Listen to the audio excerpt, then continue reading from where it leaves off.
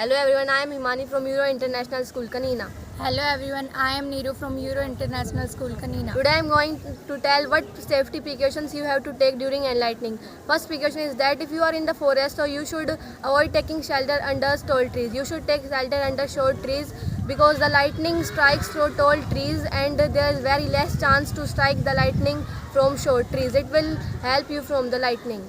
अगर हम किसी बड़े पेड़ के पास खड़े हैं तो हमें छोटे पेड़ के पास चले जाना चाहिए, क्योंकि बड़े पेड़ के पास सरफेस एरिया भी बड़ा होता है और हाइट भी बड़ी होती है, तो उस पर लाइटनिंग का गिरना चांस ज़्यादा होते हैं. और अगर हम Safety precaution is that you should avoid raising umbrella during enlightening because the umbrella metal cap will pass the lightning which may harms you.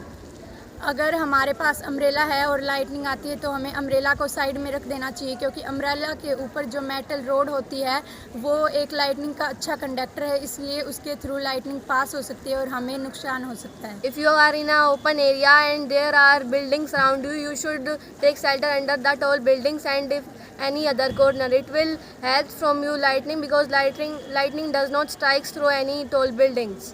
अगर हम किसी खुले सरफेस में है तो हमें बड़ी घर या इमारत के अंदर चले जाना चाहिए या फिर किसी कोने में चले जाना चाहिए, क्योंकि जो लाइटनिंग है वो बड़े इमारत या घर के अंदर उसके थ्रू पास नहीं हो सकती. You should leave down the open vehicles such as bicycles, motor bicycles, because there is very much risk of lightning in open vehicles. If you are in any closed vehicle such as cars and bus, so you should stay in the bus and car, and you should not touch any metal object in the vehicles.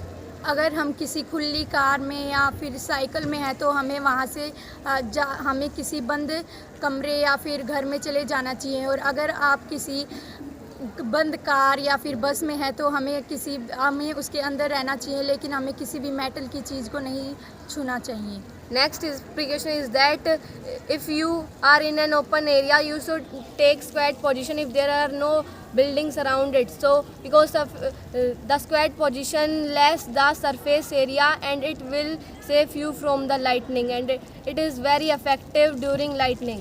अगर हम किसी खुले जगह पर हैं और हमारे आसपास कोई भी बड़ी इमारत या घर नहीं है तो हमें स्क्वाट पोजीशन लेनी चाहिए, क्योंकि उसमें हमारी हाइट भी कम होती है और सरफेस एरिया भी कम होता है, इसलिए वो हमें उस पर लाइटनिंग का गिरना बहुत कम चांस होता है. Next precaution is that you should not touch any electrical appliances because through electrical appliances the lightning can pass very fast, so it is very dangerous for you during lightning, so you should avoid using the electrical appliances. अगर हमें किसी भी बिजली के तारों को या फिर किसी भी टीवी फ़ोन को लाइटनिंग के दौरान चलाना नहीं चाहिए, और अगर कोई भी बिजली का उपकरण हो तो उस पर लाइटनिंग का गिरने का ज़्यादा चांस रहता है. I hope you understand these all precautions. I hope that these precautions will help you during lightning. Thank you and have a nice day.